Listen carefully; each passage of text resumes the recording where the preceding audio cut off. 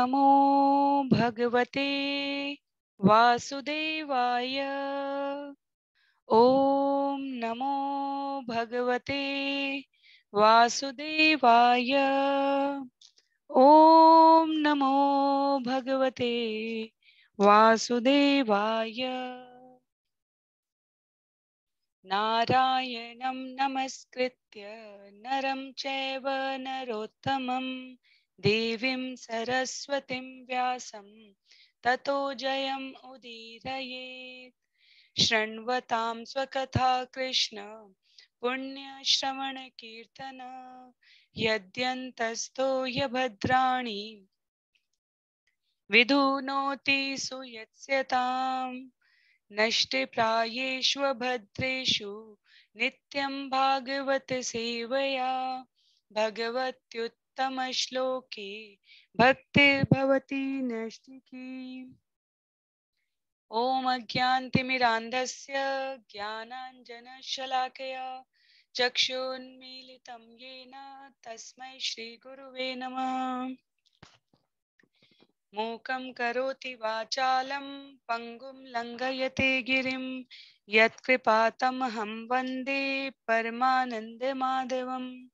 वाञ्छाकल्पतरुभ्यश्च कृपा सिन्धुभ्य एव च पतितानां पावनेभ्यो वैष्णवेभ्यो नमो नमः।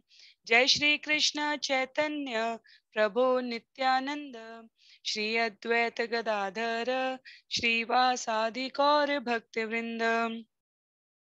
हरे कृष्णा कृष्ण कृष्ण हरे हरे, हरे राम राम राम हरे हरे। हरे कृष्णा कृष्ण कृष्ण हरे हरे, हरे राम राम राम हरे हरे।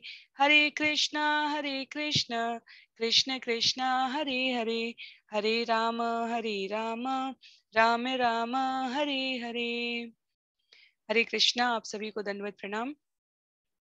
श्रीमद् भागवतम महापुराण सत्रों की श्रृंखला में आप सभी का स्वागत है। हम सभी यहाँ पर आज 123वें सत्र में स्कंद 3 अध्याय 4 के दूसरे भाग, जो संभवतः इस अध्याय का अंतिम भाग हो, विदुर का मैत्रेय के पास जाना, इसका श्रवण पठन और मनन करने का प्रयास करेंगे।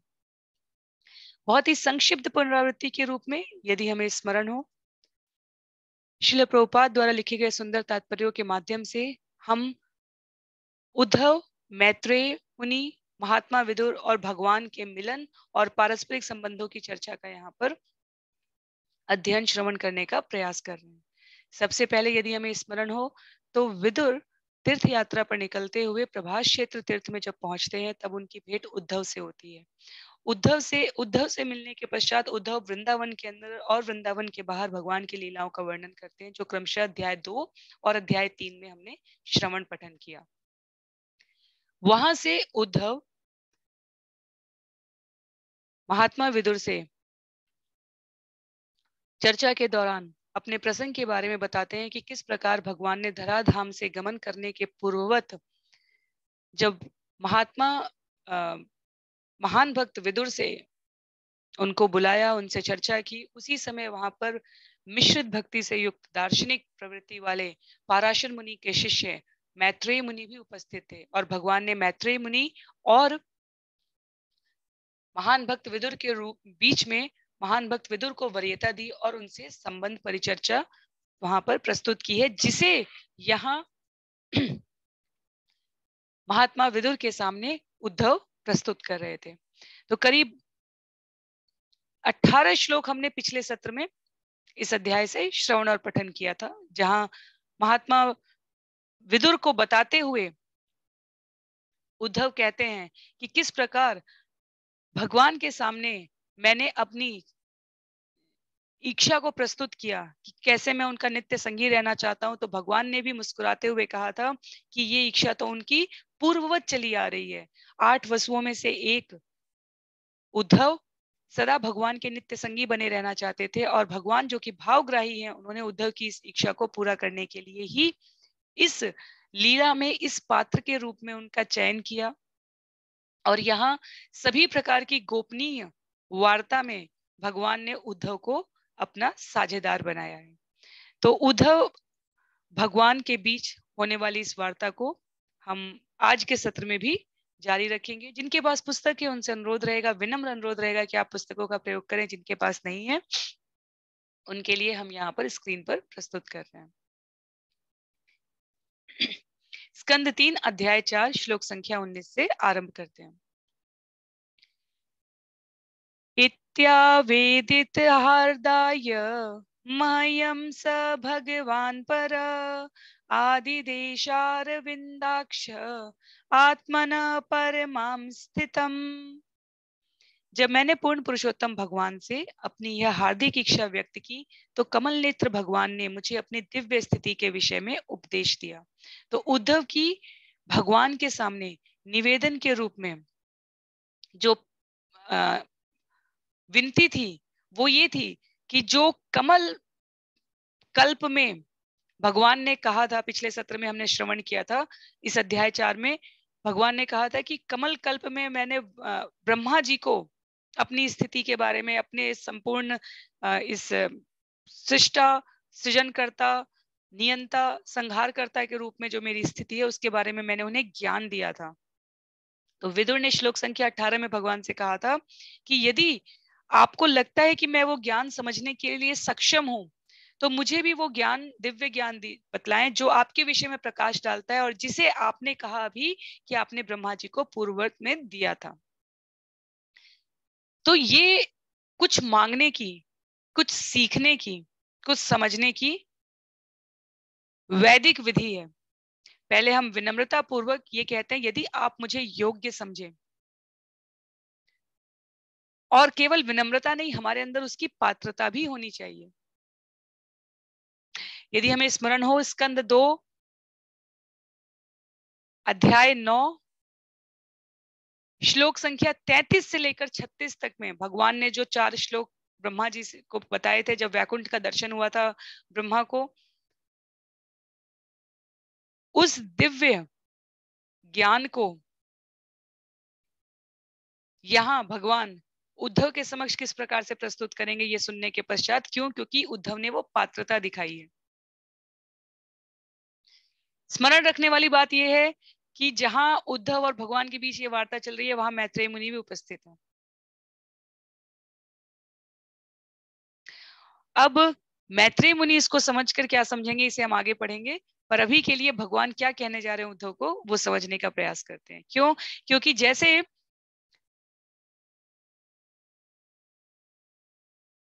दुर्योधन के, यदि हम स्मरण करें, दुर्योधन के राजमहल में धृतराष्ट्र की उपस्थिति में भीष्म पितामह, द्रोणाचार्य, अन्य कौरव और पांडव सब उपस्थित थे, पर भगवान को बारे में सबके पास ये चर्म चक्षु थे, सबने भगवान को देखा, लेकिन समझ कौन पाए जिसे भगवान समझाना चाहते हैं। वैसे ही मैत्रेय मुनि यहाँ उपस्थित हैं, पर जो ये जो दिव्य भक्ति का ज्ञान है, ये मिश्रित भक्ति से युक्त अर्थात सकाम कर्मों से युक्त, भले ही वो महात्मा है, उनकी समझ में आएगा या नहीं आएगा ये विचार का विषय रहेगा। यहाँ जो भगवान कहने जा रहे हैं हमें स्मरण रखना है कि वो विशेष रूप से उद्धव के लिए प्रस्तुत किया जा रहा है। स एवमराधीत पाद तीर्थात् अधीत तत्त्वात्म विबोध मार्ग प्रणम्य पादो परिवृत्य देवम् इहागतोऽहं विरहातुरात्मा। मैंने अपने आध्यात्मिक गुरु भगवान से आत्मज्ञान के मार्ग का अध्ययन किया है, अतएव उनकी प्रदक्षिणा करके मैं उनके विरह शोक से पीड़ित होकर इस स्थान पर आया हूं। तो उद्धव बता रहे हैं कि ये वही स्थान है जहां मैंने अपने आध्यात्मिक गुरु अर्थात सीधे भगवान से आत्मज्ञान के मार्ग का अध्ययन किया था। तो उद्धव का वास्तविक चरित्र जो चतुश्लोकीय भागवत जो 2.9.33 से 36 की है, जिसे सर्वप्रथम भगवान ने ब्रह्मा जी से कहा था, जिन श्लोकों के अध्ययन के समय हमने विशेष रूप से श्रील प्रभुपाद के तात्पर्यों को केंद्र में रखते हुए ये कहा था कि ये महत्वपूर्ण श्लोक किसी मायावादी चिंतक, अद्वैतवादी, निर्विशेष मत वाले भिन्न प्रकार से इसकी प्रस्तुति करेंगे, पर जिन्होंने श्रीमद् भगवद गीता का अध्ययन किया है वो इस श्लोक के शुद्ध आस्तिक विज्ञान को समझ पाएंगे। क्योंकि जो शुष्क चिंतन करने वाले दार्शनिक होते हैं वो भगवद गीता और भगवान के भागवतम के ज्ञान को तोड़ मरोड़ के प्रस्तुत करते हैं, ऐसा श्रील प्रभुपाद ने कहा है और हमने अपने जीवन में अनुभव भी किया है। भगवान सच्चिदानंद दिव्य शरीर युक्त हैं, पर सामाजिक धारणाओं में स्वीकृति और अस्वीकृति के भय से उन अर्थ और ज्ञान की परिभाषाओं को यूं गुमराह करने के लिए तोड़ मरोड़ के प्रस्तुत किया जाता है।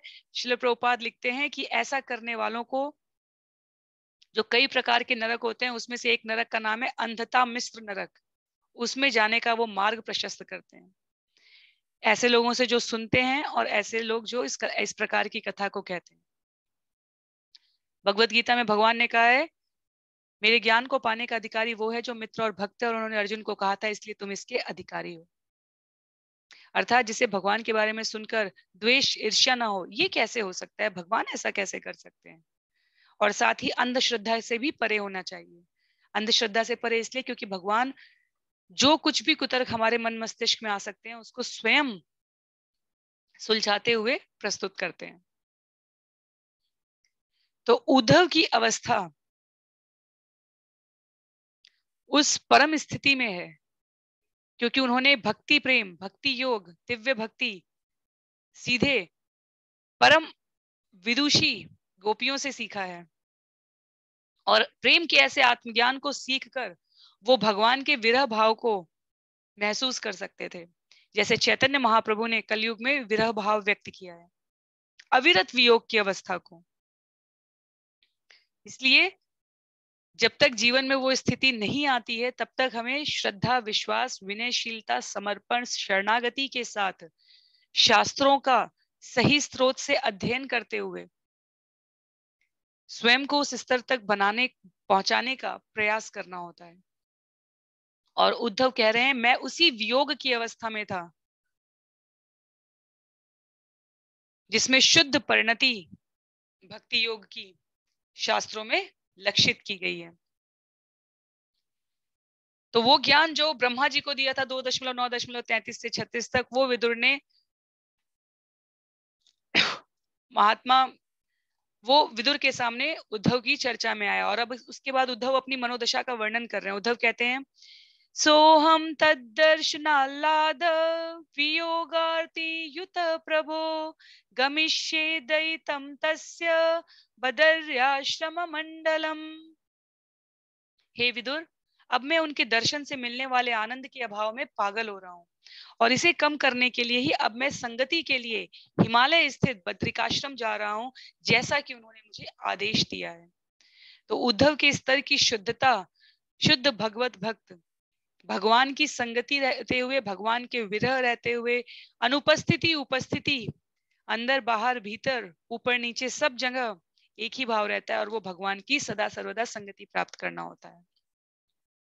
तो उद्धव कहते हैं कि भगवान ने मुझसे बद्रिकाश्रम नर नारायण की जाके ध्यान करने को कहा है, मैं वहीं जाता हूँ, क्योंकि ये भगवान का आदेश था, और भगवान का आदेश, गुरु का आदेश गुरु से भिन्न नहीं होता, भगवान से भिन्न नहीं होता। इसीलिए कई बार लोग कहते हैं कि हमें गुरु के नियमित दर्शन नहीं होते, संग नहीं प्राप्त होता, और आचार्य कहते हैं कि गुरु की सेवा दो प्रकार से की जाती है, एक वपु सेवा होती है, एक वाणी सेवा होती है। वपु सेवा प्रत्यक्ष रूप से गुरु की उपस्थिति में रहते हुए गुरु के लिए सेवा कार्य करना, और वाणी सेवा होती है जो गुरु ने, भगवान ने आदेश दिया है उसका जीवन में अक्षरशः पालन करना। श्रील प्रभुपाद ने अपने जीवन में अपने गुरु महाराज की वाणी सेवा की है, अद्वितीय वाणी सेवा की है। और श्रील प्रभुपाद अपने समस्त शिष्यों और अनुयायियों को भी कहते थे कि भगवत भक्ति, वैदिक प्रामाणिक स्रोतों का ज्ञान सही प्रकार से समझने के लिए हमारे लिए वपु सेवा और वाणी सेवा में कोई अंतर नहीं होना चाहिए। तो प्रत्यक्ष रूप से लौकिक दृष्टि से भगवान उपस्थित नहीं है, पर उद्धव कहते हैं यही भगवान का आदेश है मेरे लिए कि मैं बद्रिकाश्रम जाऊं। और श्रील प्रभुपाद यहाँ कहते हैं जब तक मनुष्य भगवान के आदेश का पालन करने में सचेष्ट रहता है तब तक उसे वास्तविक वियोग नहीं सताता है। भगवान ने 4 नियमों का पालन करने के लिए गुरु के संरक्षण में रहकर 16 माला का, कम से कम 16 माला का जाप करने के लिए कहा है। और यदि हम कहें हमारा मन नहीं कर रहा है, हमारा मन कर रहा है, आज कर लिया, कल ज्यादा कर लेंगे, वास्तव में हम उसे तोड़ मरोड़ के सीख रहे हैं।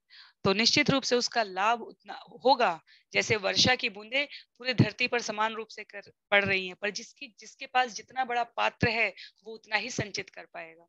तो यही स्थिति है, जिसके पास जितना बड़ा पात्र है भगवान की कृपा बटोरने का, उनके आदेश का पालन करके वो उतना ही बटोर सकता है। उद्धव कहते हैं, इसलिए अब मैं बद्रिकाश्रम जा रहा हूँ क्योंकि भगवान का मेरे लिए यही आदेश है। यत्र नारायणो देवो नरश्च भगवान् ऋषि मृदु तीव्रं तपो दीर्घं ते पाते लोक भावनो। वहां बद्रिकाश्रम में नर तथा नारायण ऋषियों के रूप में अपने अवतार में भगवान अनादिकाल से समस्त मिलनसार जीवों के कल्याण हेतु महान तपस्या कर रहे हैं। जब हमने प्रथम स्कंद के द्वितीय तृतीय अध्याय में शक्ति अवतार वेशों का, भगवान के अवतारों में शक्ति अवतारों का वर्णन श्रवण किया था, तो वहां पर नर नारायण का वर्णन आता है। जो बद्रिकाश्रम है हिमालय की तलहटियों में स्थित नर नारायण ऋषियों का धाम है और हम सभी के लिए एक महान तीर्थ स्थल है। अभी भी लाखों पवित्र लोग भगवान के इस नर नारायण अवतार में श्रद्धा अर्पित करने के लिए जाते हैं। 5000 वर्ष पूर्व भी उद्धव जैसे पवित्र व्यक्ति इस भारी स्थल में गए थे और उस समय भी ये इसी नर नारायण ऋषियों के धाम बद्रिकाश्रम के रूप में प्रसिद्ध था। वास्तव में ये हिमालय में तलहटी नहीं, हिमालय में विकट स्थान पर है, स्थित है, जहां वर्ष भर बर्फ जमी रहती है। केवल ग्रीष्म ऋतु के कुछ महीने में व्यक्तिगत असुविधा सहन करके लोग इस स्थान पर जा सकते हैं। तो बद्रिकाश्रम हमारे 4 जो दिव्य धाम कहे जाते हैं, 4 धाम की यात्रा कही जाती है, बद्रिकाश्रम, रामेश्वरम, जगन्नाथपुरी और द्वारका, उसमें माने जाते हैं। ये 4 धाम वास्तव में आध्यात्मिक आकाश के लोगों के प्रतीक हैं, श्रील प्रभुपाद तात्पर्य में बताते हैं यहाँ पर। और हम सभी का प्रयास होना चाहिए कि हम एक बार तो अवश्य ही वहां पर दर्शन कर सकें।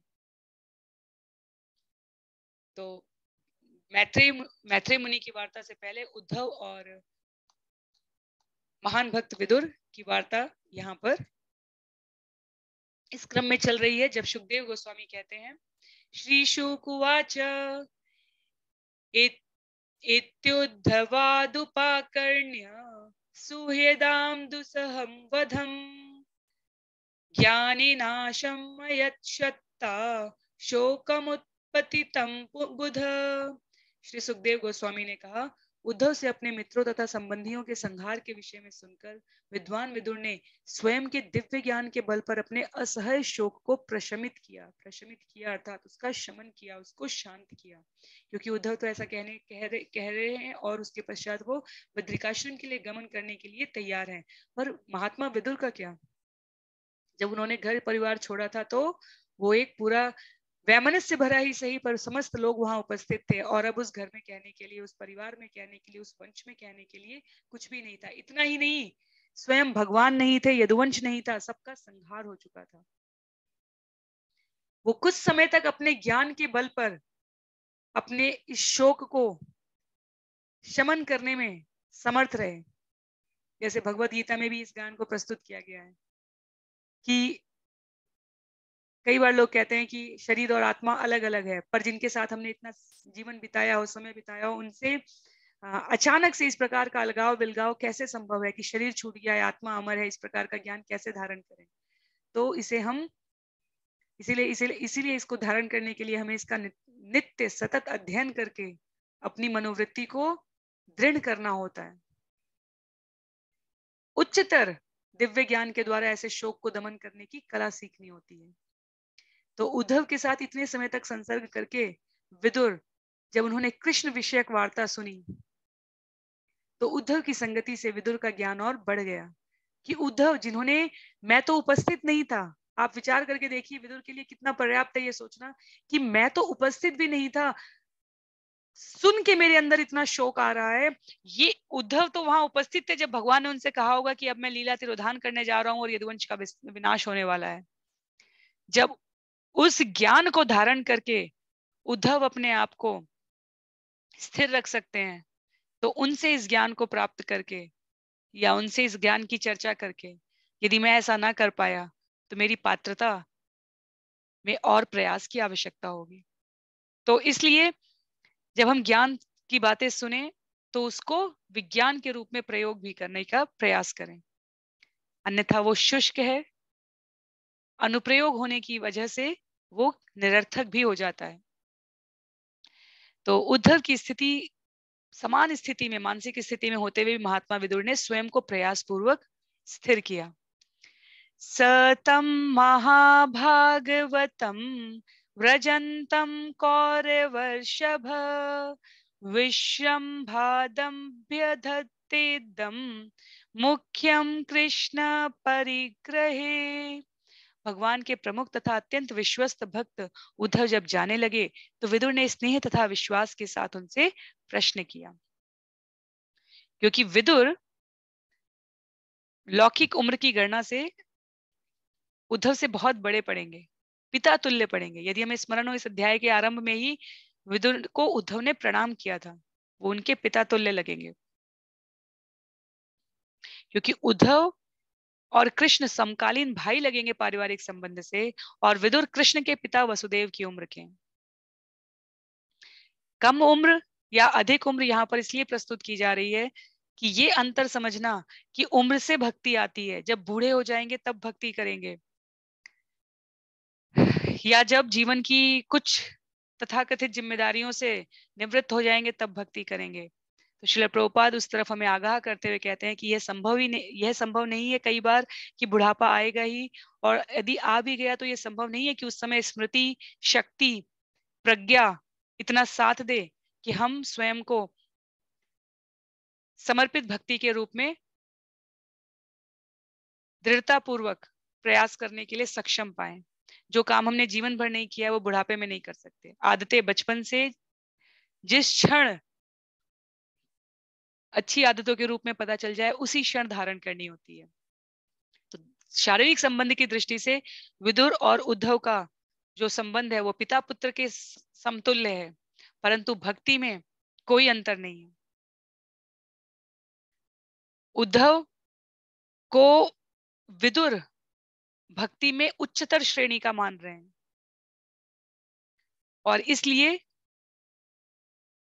जब उद्धव इस प्रकार अपने आप को रोक पाते हैं, इतने सारे असहनीय दुख के साथ वो स्वयं को स्थिर कर पाते हैं, तो महात्मा विदुर के अंदर भाव होता है कि मुझे तो निश्चय रूप से ही ऐसा करना चाहिए। उद्धव के महात्मा विदुर के अंदर ये प्रश्न नहीं आया कि देखने में तो इतना छोटा है, इसकी बात को कैसे मानो। नहीं, उसमें लिखा है कि उद्धव के संग से विदुर का ज्ञान और दृढ़ हो गया। तो भक्तों की वास्तव में शिष्ट बर्ताव की, व्यवहार की आपस में परस्पर यही रीति है।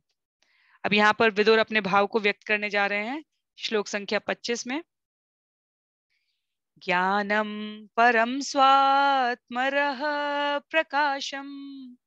तो ये विदुर उवाच है।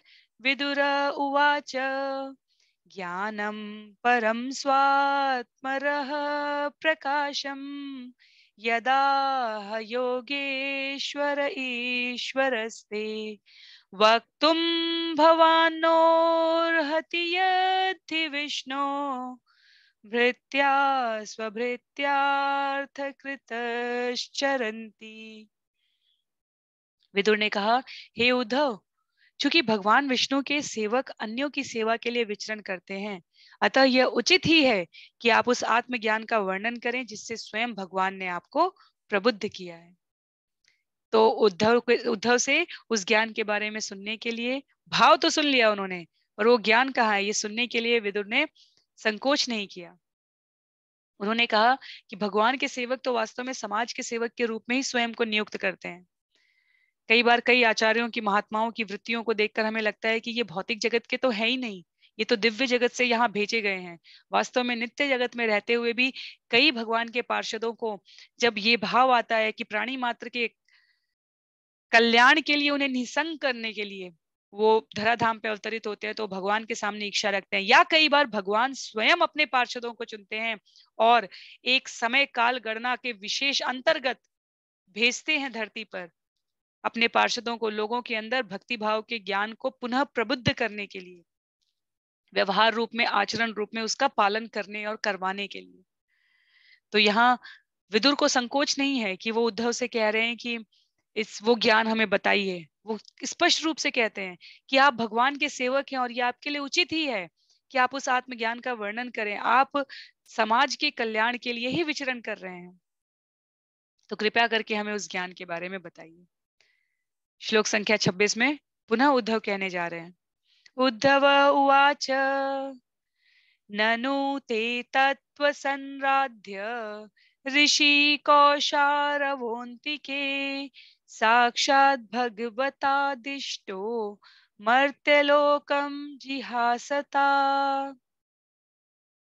श्री उद्धव ने कहा, आप महान विद्वान ऋषि मैत्रेय से शिक्षा ले सकते हैं, जो पास ही में है और जो दिव्य ज्ञान की प्राप्ति के लिए पूजनीय है। जब भगवान इस मर्त्यलोक को छोड़ने वाले थे, तब उन्होंने मैत्रेय को प्रत्यक्ष रूप से शिक्षा दी थी। तो यहाँ उद्धव से ज्ञान लेने के लिए महात्मा विदुर के अंदर कोई संकोच नहीं है, पर मर्यादा, शिष्टता भक्त के अंदर कितनी घुलनशील तरीके से प्रस्तुत रहती है कि दिव्य विज्ञान में पारंगत होते हुए उद्धव मर्यादा व्यतिक्रम न हो जाए, अर्थात अपने से उच्च पुरुष की धृष्टता पूर्वक अवमानना का अपराध न हो जाए उनसे। इसके लिए दिव्य ज्ञान में पारंगत होते हुए आध्यात्मिक विज्ञान की तकनीकियां भी पता होनी चाहिए, और उद्धव इसमें निपुण थे।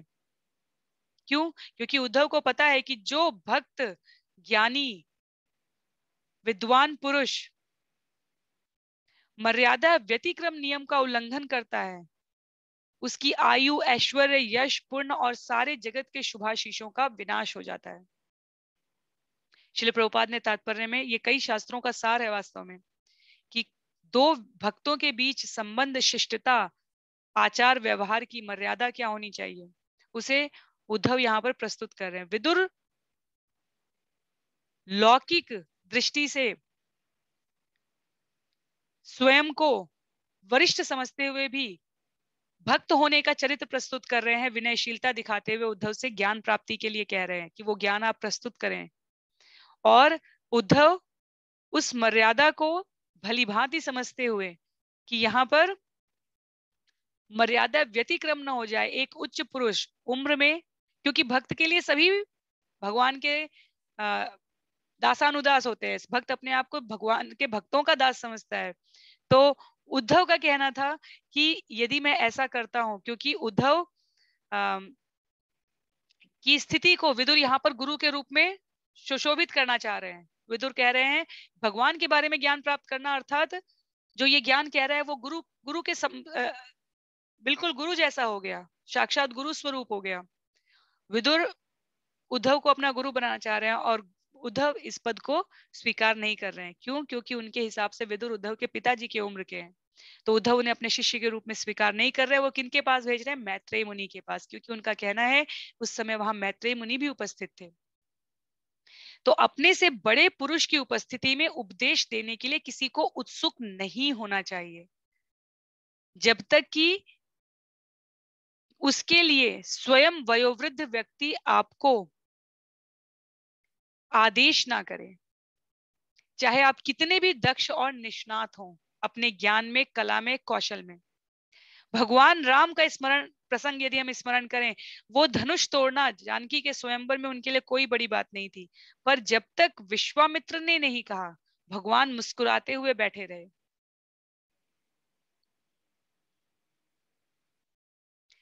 हनुमान जी के प्रसंग में जामवंत उपस्थित है, कहने के लिए कथा रूप में हमें लगता है कि हनुमान को वहां पर स्मृति भ्रंश थी, स्मरण नहीं था अपने ज्ञान का, बल का, कौशल का। पर जामवन की उपस्थिति, जब तक जामवन ने नहीं कहा तब तक हनुमान जी आगे नहीं आए। तो ऐसे बहुत सारे उदाहरण हैं जहां पर विद्वान पुरुष, विद्वान भक्त, विद्वान प्रबुद्ध जन स्वयं को शांत रस से धारण करके बैठते हैं, जब तक कि वरीयता में उच्चस्थ व्यक्ति उनको किसी कार्य को करने का आदेश ना दे। पर विदुर यहाँ पर आदेश नहीं दे रहे थे। विदुर यहाँ पर उद्धव को गुरु के रूप में स्वीकार कर उनसे ज्ञान को प्रदान करने का निवेदन कर रहे थे। और उद्धव ने कहा ये तर्क संगत, ये शास्त्र संगत नहीं है। विदुर भी प्रबुद्ध हैं, निष्णात हैं, और उद्धव भी प्रबुद्ध और निष्णात हैं। तो दोनों के बीच का अंतर क्या है? उम्र की वरिष्ठता का। और इसलिए उद्धव ने मैत्रेय के पास जाने का निवेदन किया, क्योंकि भगवान ने जब ज्ञान दिया तो विदुर, उद्धव और मैत्रेय समान रूप से उपस्थित थे।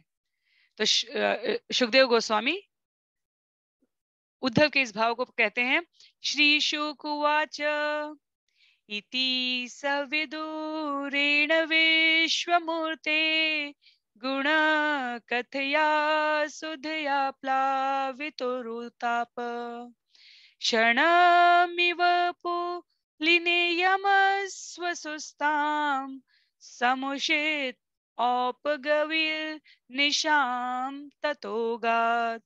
सुखदेव गोस्वामी ने कहा, हे राजन, इस तरह यमुना नदी के तट पर विदुर से भगवान के दिव्य नाम, यश, गुण इत्यादि की चर्चा करने के बाद उद्धव अत्यधिक शोक से अभिभूत हो गए। उन्होंने सारी रात एक क्षण की तरह बिताई। तत्पश्चात वे वहां से चले गए। विदुरेण विश्व मूर्ते कहा गया है यहाँ पर। सुखदेव गोस्वामी कहते हैं विदुरेण विश्व मूर्ते। दोनों ही भगवान के प्रयाण से बहुत दुखी थे, उद्धव और विदुर। और चर्चा, नाम रूप यश गुण की चर्चा करने में इतने अभ्यस्त हो गए कि उनको सर्वत्र भगवान ही दृष्टिगोचर होने लगे। विश्व मूर्ते, पूरे विश्व के कण कण में उन्हें सिर्फ भगवान की ही मूर्ति, भगवान की ही छवि दिख रही थी। और उसके पश्चात उद्धव रात का उन्होंने प्रतीक्षा किया है, रात बीतने की, और उसके पश्चात वो वहां से चले गए। तो यहाँ पर इस अध्याय में सुखदेव गोस्वामी आते हैं, इस अध्याय में ब्रह्मा जी आते हैं, इस अध्याय में उद्धव आते हैं, विदुर आते हैं। अब इस अध्याय में महाराज परीक्षित आने जा रहे हैं, क्योंकि सुखदेव गोस्वामी के माध्यम से ये कथा प्रस्तुत की जा रही है।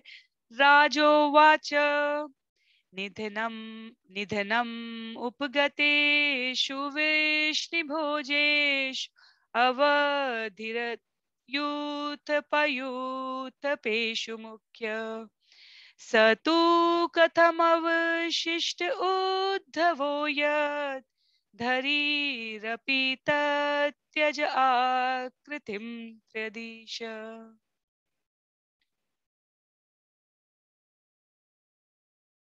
राजा ने पूछा, तीनों लोकों के स्वामी श्री कृष्ण की लीलाओं के अंत में तथा उन वृष्णि एवं भोज वंशों के सदस्यों के अंतर्ध्यान होने पर जो महान सेना नायकों में सर्वश्रेष्ठ थे, अकेले उद्धव क्यों बचे रहे? तो ये बहुत ही व्यवहारिक प्रश्न है।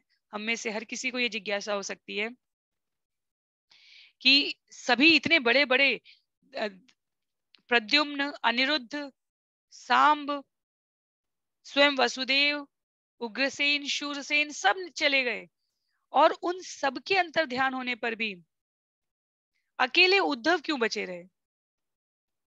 ये वास्तव में बहुत विचार का प्रश्न है। इस श्लोक के तात्पर्य में श्रील प्रभुपाद ने यहाँ पर जीव गोस्वामी की, विश्वनाथ चक्रवर्ती ठाकुर की कईयों की टिप्पणियों का संकलन प्रस्तुत किया है कि एक एक शब्द का यहाँ पर क्या अर्थ है। वृष्णियों को, भोजों को भगवान ने स्वयं सीधे भेज दिया, पर उद्धव को क्यों रखा? उद्धव को क्यों नहीं जाने दिया? और इसके उत्तर में लिखते हैं श्रील प्रभुपाद कि अपने प्रयाण के संकेत उद्धव को देने के पश्चात भगवान ने उनसे बद्रिकाश्रम जाने का आदेश देने का निर्णय किया, और शुद्ध भक्त होने के नाते उद्धव ने भगवत धाम जाने की अपेक्षा श्रद्धा पूर्वक उसका पालन करने का प्रयास किया। तो पृथ्वी के धरातल से भगवान के प्रयाण के बाद भी उनके अकेले रहने का वही कारण था जैसे सुखदेव गोस्वामी का कारण था। राधा रानी सब कुछ समेटकर भगवान के जाने के कुछ समय पश्चात चली जाती हैं, पर सुखदेव को कहती हैं कि इस कथा का जो रसास्वादन है, ये जो अमृत कथा है, ये आगे भी लोगों को प्राप्त हो सके, इसके लिए तुम उपस्थित रहो। उद्धव यहाँ पर, यदि हमें स्मरण हो, इससे पहले की भी एक घटना है। भगवान हस्तिनापुर से जा रहे थे, तब अश्वत्थामा ने उत्तरा के गर्भ पर आक्रमण किया। उसके पश्चात उत्तरा के गर्भ की रक्षा के पश्चात भगवान जाने के लिए तैयार हो रहे थे, तो युधिष्ठिर महाराज ने उनसे रुकने का निवेदन किया। और तब भगवान ने क्या किया, युधिष्ठिर महाराज को लेकर वो भीष्म पितामह के पास गए, क्योंकि उन्हें स्मरण हो आया कि इधर से जाते समय अब वो वापस इधर नहीं आएंगे, तो अभी एक कार्य बाकी है। स्मरण नहीं आया कहने का अर्थ है कि भगवान को तो स्मरण ही था, उन्होंने इस प्रकार लीला के अंदर लीलाओं को, कथानक को जोड़ लिया। यहाँ भगवान को पता है कि अब वो लीला समाप्त करके जा रहे हैं, विदुर यहाँ आएंगे। मैत्रेय मुनि को जो ज्ञान मिश्रित भक्ति से भी प्राप्त किया हुआ ज्ञान शुद्ध अवस्था को पहुंच जाता है, यदि वो भक्त की संगति, हमने जीवन भर मिश्रित अवस्था में भक्ति की है, लेकिन यदि हमें सही भक्त का प्रामाणिक गुरु का साथ मिल जाए तो वो भी सध जाती है, सिद्ध हो जाती है। ये सिद्धांत कैसे प्रतिपादित हो, तो उद्धव को नियुक्त करके गए कि आप प्रतीक्षा करेंगे, आप बद्रिकाश्रम जाएंगे। बीच उससे पहले की ये जो लीला है, जिसमें महात्मा विदुर मिलते हैं, विदुर मैत्रेय से मिलते हैं, और कथा सरिता का प्रवाह चलता रहना चाहिए। आखिर भगवान अगर उद्धव को सुनाकर भेज देते तो किसको पता चलता कि ये ज्ञान ब्रह्मा जी से इस प्रकार आया है। कथानक को यदि हम पूरे क्रम में देखें तो सुखदेव गोस्वामी को ये ज्ञान पता चल रहा है कि उद्धव को भगवान ने वही ज्ञान प्रस्तुत किया जो उन्होंने ब्रह्मा जी को किया, ब्रह्मा जी ने वही ज्ञान नारद को प्रस्तुत किया। ये पूरी श्रृंखला भक्तों की बनी रहे, इसलिए उद्धव यहाँ पर प्रतीक्षारत थे भगवान के आदेश का पालन करने के लिए। श्रील प्रभुपाद कहते हैं, इसीलिए पृथ्वी के धरातल से भगवान के प्रयाण करने के बाद भी उद्धव रुके रहते हैं, क्योंकि ये भगवान का आदेश था, लीला की कड़ियों को श्रृंखलाबद्ध तरीके से जोड़ने के लिए। श्री शुक उवाच ब्रह्म शापापदेशेन कालेनामोघवांक्षित संहृत्य स्वकुलं स्फितं त्यक्ष्यन् देहम् अचिन्तयत्। सुखदेव गोस्वामी ने उत्तर दिया, हे प्रिय राजन, ब्राह्मण का शाप तो केवल एक बहाना था, किंतु वास्तविक तथ्य तो भगवान की परम इच्छा थी। वे अपने असंख्य पारिवारिक सदस्यों को भेज देने के बाद पृथ्वी के धरातल से अंतर्ध्यान हो जाना चाहते थे। उन्होंने अपने आप इस तरह सोचा। तो जो यदुवंश के अनेकानेक, अनगिनत, वास्तव में अनगिनत शूरवीर पराक्रमी योद्धा ब्राह्मणों की तीर्थ यात्रा करते समय ब्राह्मणों के साथ वो तनिक उपहास करते हैं, और उपहास के परिणाम स्वरूप उन्हें श्राप प्राप्त होता है, और इस प्रकार यदुवंश का विनाश होता है। सुखदेव गोस्वामी कहते हैं, राजन, श्राप तो केवल एक बहाना था, भगवान ने स्वयं जाने से पहले उनको भेजने का निर्णय लिया। जैसे परीक्षित महाराज के साथ स्वयं हम यहाँ सुन रहे हैं कथा में कि तक्षक के काटने से उनकी 7 दिन के भीतर उनकी मृत्यु हो जानी है। जब हम पूरी भागवतम सुन लेंगे, वैसे हमें पहले से भी पता है, पर जब हम पूरी भागवतम सुन लेंगे तो हमें प्रामाणिक रूप से पता चल जाएगा कि वास्तव में तक्षक के काटने से पहले ही परीक्षित महाराज अपना शरीर त्याग देते हैं। श्राप तो केवल एक बहाना था। ये कथा की सरिता प्रवाहित करने के लिए जीवन जीने का आधार कलयुग के इतने घोर तामसिक मनोवृत्ति के युग में धर्म कैसे स्थापित रहे, कथाओं से। बच्चों को भी कुछ सिखाना होता है तो हम लोग शिक्षाप्रद कहानियां सुनाते हैं। मनुष्यों को, जो व्यस्क मनुष्य हैं, उन्हें जीवन के उद्देश्यों के बारे में सही प्रकार से ज्ञान देना हो तो हम भागवतम की कहानियों का आश्रय लेते हैं। तो ये कहानियों की सरिता प्रवाहित होती रहे, इसलिए ये क्रमगत लड़ियां हैं जिन्हें यहाँ पर भागवतम में जोड़कर प्रस्तुत किया गया है। तत्पश्चात श्लोक संख्या 30 में, अस्मात् लोकात् उपरते मयि ज्ञानं मदाश्रयम् अर्हत्युद्धव एवाद्धा संप्रत्यात्मवतां वर। अब मैं इस लौकिक जगत की दृष्टि से ओझल हो जाऊंगा, और मैं समझता हूं कि मेरे भक्तों में अग्रणी उद्धव ही एकमात्र ऐसा है जिसे मेरे विषय का ज्ञान प्रत्यक्ष रूप से सौंपा जा सकता है। ज्ञानम मदाश्रयम, तो जैसा हम अभी यहाँ चर्चा कर ही रहे थे कि भगवान कहते हैं कि ये जो ज्ञान है, इसको एकमात्र उद्धव ही ऐसा है जो इसको प्रत्यक्ष रूप से धारण कर सकता है। भगवत गीता अध्याय 18 श्लोक संख्या 55 में भगवान कहते हैं, भक्त्या मामाभिजानाति यावन्यश्चास्मि तत्त्वतः। एकमात्र भक्तिमय सेवा में लगे व्यक्ति ही भगवान की दिव्य स्थिति को ठीक तरीके से जान सकते हैं। और उद्धव उस काल के भक्तों में सर्वश्रेष्ठ थे। अतएव भगवत कृपा से उन्हें सीधे उपदेश दिया गया, जिससे इस जगत की दृष्टि से भगवान के ओझल हो जाने के बाद भी लोग उद्धव के ज्ञान का लाभ उठा सके। इसीलिए भगवत तत्व विज्ञान, जो दिव्य ज्ञान के 3 विभाग होते हैं, निर्विशेष ब्रह्म का ज्ञान, सर्वव्यापक परमात्मा का ज्ञान और भगवान का ज्ञान, उसमें भगवत तत्व विज्ञान, ये इन तीनों में से भगवान का जो दिव्य ज्ञान है, इसका विशेष महत्व है। और ये विशिष्ट ज्ञान शुद्ध भक्ति के द्वारा ही प्राप्त किया जा सकता है, अन्य किसी साधन से नहीं। और उद्धव उस देश काल की परिस्थिति में सर्वश्रेष्ठ भक्त थे। वैसे भी हैं, सभी देश काल परिस्थितियों में उद्धव सर्वश्रेष्ठ भक्तों में अग्रगणी माने जाते हैं। तो अर्चा विग्रह के रूप में नर नारायण बद्रिकाश्रम में स्थित है। 2 चीजें भगवान जाने से पहले उद्धव के माध्यम से स्थापित करके जा रहे हैं। अर्चा विग्रह की को केंद्र में रखते हुए, उनसे प्रत्यक्ष प्रेरणा प्राप्त करते हुए कि भगवान नर नारायण के रूप में यदि बद्रिकाश्रम में है और ऐसा उन्होंने आदेश दिया और उद्धव ज्ञान को अपने साथ में लेके जा रहे हैं, तो हम भक्तों के लिए क्या है सार रूप में ग्रहण करना? अर्चा विग्रह भगवान की उपस्थिति की प्रेरणा देता है, इसीलिए मंदिर बनाए जाते हैं, इसीलिए घर में विग्रहों को स्थापित करवाया जाता है, ताकि उनके समक्ष बैठकर उनके बारे में ज्ञान प्राप्त कर हम जीवन की पूर्णता को प्राप्त कर सकें। तो उद्धव के माध्यम से वो ज्ञान, वो परंपरा, वो शरणागति की पद्धति अक्षुण्ण बनी रहे, इसलिए भगवान ने उद्धव को रोका और उनको ये ज्ञान प्रदान करके बद्रिकाश्रम नर नारायण की सेवा में स्वयं को प्रस्तुत करने का आदेश दिया।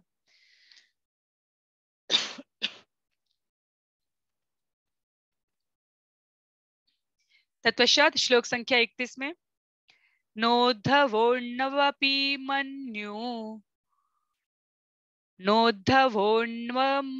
नोद्धवो अणु अपि मत न्यून यद्गुणैर्नार्दित प्रभु अतो मद्वयुनं लोकं ग्राह्यन्निह तिष्ठतु।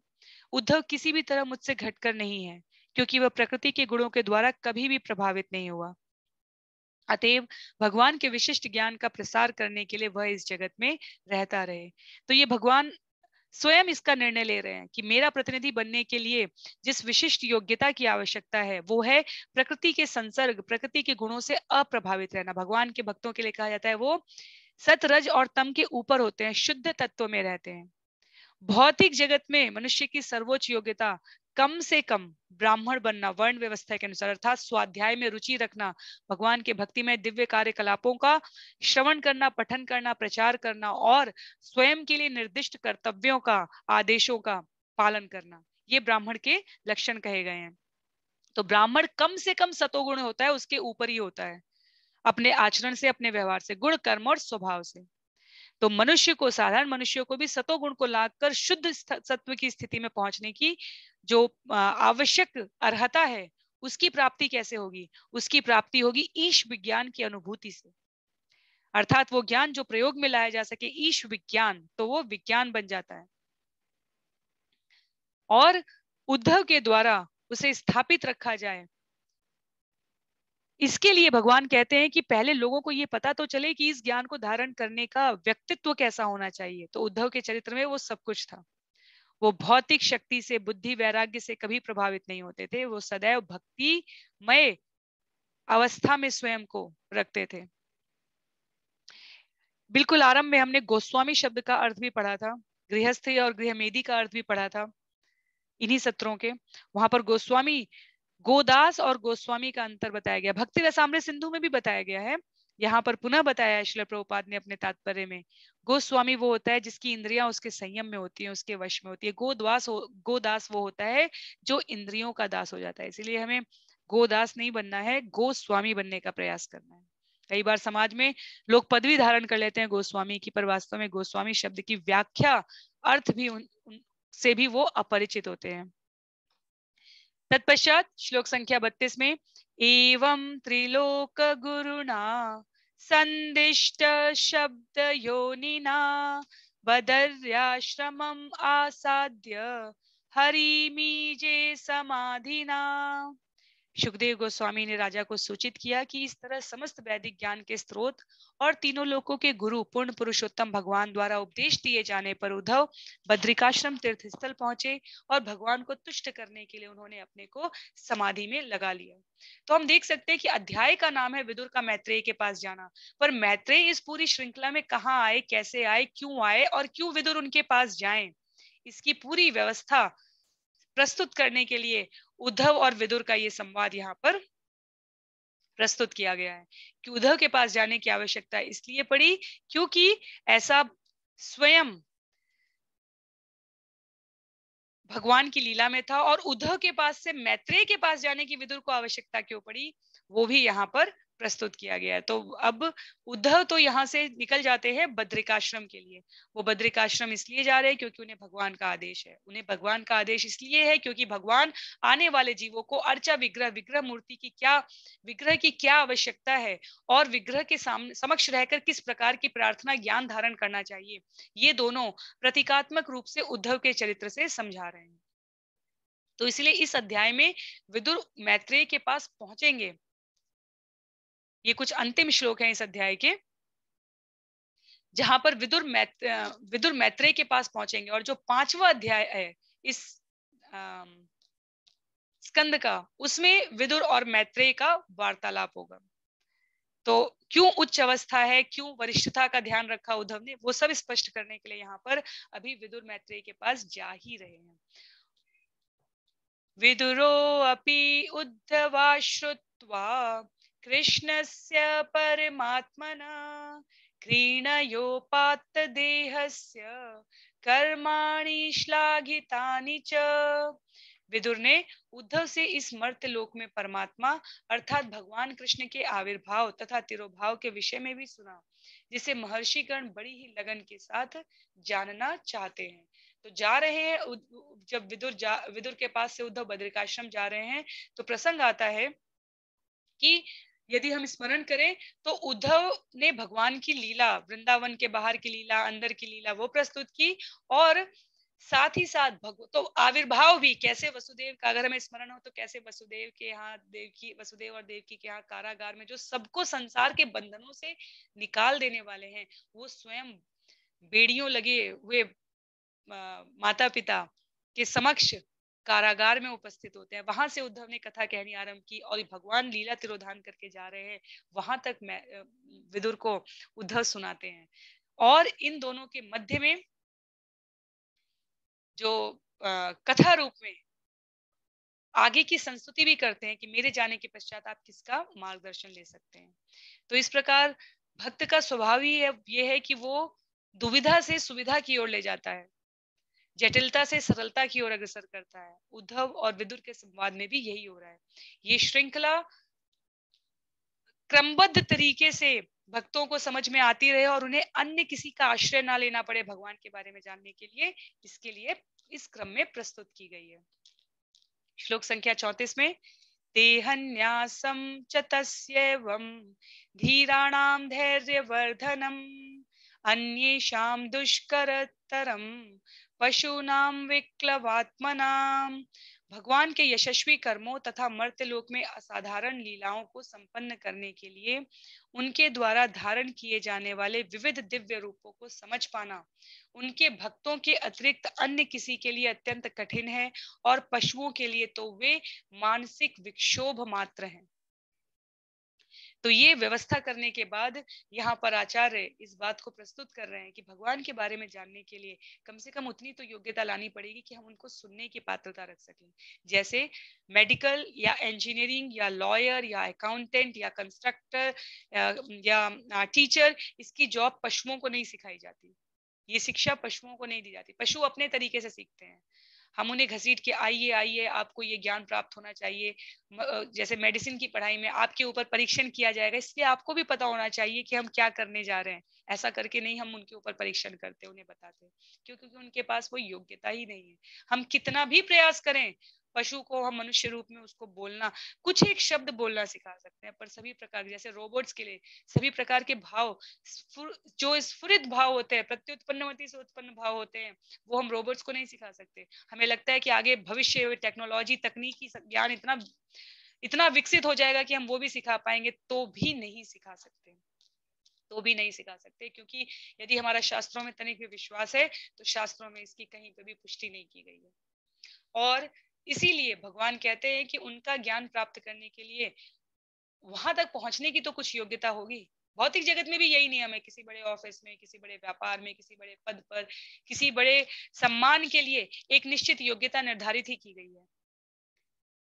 और इस जगत में ऐसा कुछ भी नहीं है जो आध्यात्मिक जगत का विकृत प्रतिबिंब ना हो। तो आध्यात्मिक जगत की योग्यता यह है कि हमारे अंदर स्वयं भी कुछ होना चाहिए उसको प्राप्त करने के लिए। इसीलिए कहा गया है, इस भक्ति के मार्ग पे सब कुछ भगवान देते हैं, लेकिन इस पर चलने के लिए प्रयास हमें स्वयं करना होगा, विश्वास करके प्रयास हमें करना होगा। इन कथाओं के माध्यम से, श्लोकों के माध्यम से भगवान के दिव्य लीलाओं को स्मरण करने के माध्यम से विश्वास करके चलने का प्रयास तो हमें स्वयं करना होगा।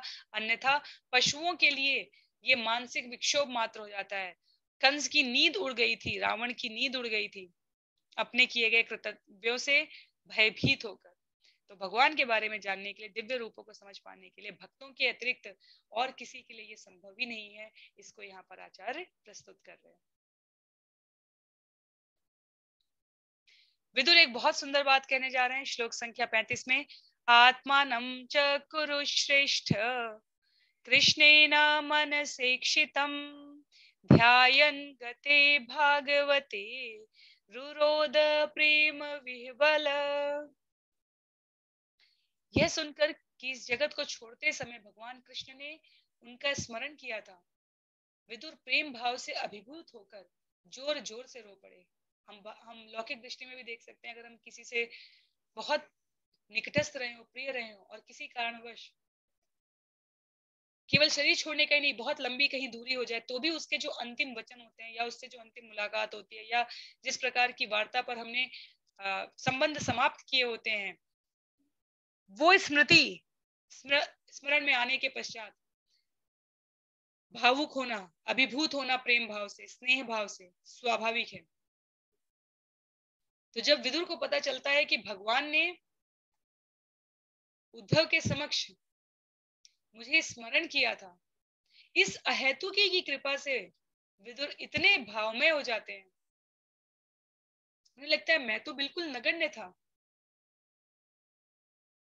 और भगवान ने मुझे स्मरण किया, तो वो इतने अभिभूत हो गए, इतने भावुक हो गए। इसे महान कृपा के रूप में उन्होंने स्वीकार किया कि भगवान ने मेरा स्मरण किया। निश्चित रूप से उनके हृदय में, उनके विचारों में मेरे लिए योजना है और वो इस भक्ति मार्ग पर अग्रसरित होने का इसे अंतिम संकेत मानते हैं। भौतिक व्यवहारिक जीवन में भी हमने कई बार ये कई घटनाएं देखी, कई घटनाएं ऐसी हुई हैं जिसमें किसी के कहे गए एक शब्द, एक वाक्य, चाहे वो कालिदास का उदाहरण हो, चाहे वो गोस्वामी तुलसीदास जी का उदाहरण हो, एक वाक्य प्रेरणा शब्द बन जाते हैं, प्रेरणा स्रोत के रूप में वो मार्गदर्शन करने लग जाते हैं। श्रील प्रभुपाद की लीलामृत में कई भक्तों का ऐसा वर्णन है जो कहते हैं कि सिर्फ अपने गुरु को प्रसन्न करने के लिए, क्योंकि गुरु हर समय उन्हें आध्यात्मिक स्थिति में सर्वोत्कृष्ट रूप में दर्शित होता था, तो उन शिष्यों का कहना था सिर्फ अपने गुरु को प्रदर्शित करने के लिए, उनको उनको प्रसन्न करने के लिए हमने ये एक रिचुअल के रूप में, विधि के रूप में करना आरंभ किया, पर करते करते ये हमारा स्वभाव बन गया।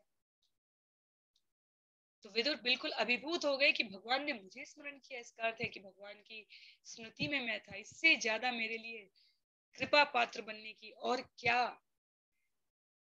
दृष्टि मात्र संकेत भगवान छोड़कर जाएंगे। तत्पश्चात श्लोक संख्या 36 में कालिंद्या कतिभिः सिद्ध अहोभिर्भरतर्षभ प्रापद्यत स्वसरितं यत्र मित्रासुतो मुनि। यमुना नदी के तट पर कुछ दिन बिताने के बाद स्वरूप सिद्ध आत्मा विदुर गंगा नदी के तट पर पहुंचे जहां मैत्रेय मुनि स्थित थे। तो उद्धव ने कहा था कि वो समीप ही हैं। इस प्रकार श्रीमद् भागवत के तृतीय स्कंद के अंतर्गत विदुर का मैत्रेय के पास जाना नामक चौथे अध्याय के भक्ति वेदांत तात्पर्य पूर्ण हुए। तो ये अध्याय यहाँ पर समाप्त हो रहा है जिसमें 36 श्लोक थे और यमुना नदी से गंगा नदी की ओर प्रस्थान कर रहे हैं विदुर, क्योंकि उद्देश्य है जिनको वो गुरु रूप में धारण करना चाहते थे, उन उद्धव ने उन्हें मैत्रेय मुनि से मिलने का संकेत किया है। और उनकी वो आज्ञा नहीं थी, निवेदन था उद्धव का, पर इसे विदुर ने अपने लिए सकारात्मक, अपने लिए अनुकूल मानकर गमन किया है। तो अगले अध्याय में, जिसका नाम है मैत्रेय से विदुर की वार्तालाप, जिसमें 51 श्लोक हैं, हम अगले सत्र में श्रवण और पठन करने का प्रयास करेंगे। यदि अब तक की आप में से किसी की भी किसी प्रकार की कोई दुविधा हो, कोई स्पष्टीकरण की आवश्यकता हो, तो जितना कमेंट बॉक्स में अभी तक मुझे दिखा था मैंने उन सबके उत्तर दे दिए हैं, व्यक्तिगत चैट पर भी दिए थे। यदि आपको लगता है कोई विषय अस्पष्ट है, वैसे तो ध्यान पूर्वक श्रवण करने से और शिल प्रभुपाद के तात्पर्य पढ़ने से जो भी दुविधा आती जाती है वो ऐसा लगता है शिल प्रभुपाद वो दुविधाएं समझ समझ के ही लिखते जा रहे हैं और अंत तक जाते जाते वो स्पष्ट हो जाती है। पर यदि फिर भी कोई विषय हमें लगता है कि वो स्पष्ट नहीं है, तो आप निसंकोच जहां पर भी जिस माध्यम से जुड़े हैं वहां आप से पूछ सकते हैं या इस वीडियो के कमेंट बॉक्स में भी लिख सकते हैं। तो आज के लिए सत्र को यहीं पर समाप्त करेंगे। शिल प्रभुपाद की जय, श्रील गुरुदेव की जय, अनंत कोटि वैष्णव वृंद की जय, श्रीमद् भागवतम महापुराण की जय। हरे कृष्णा।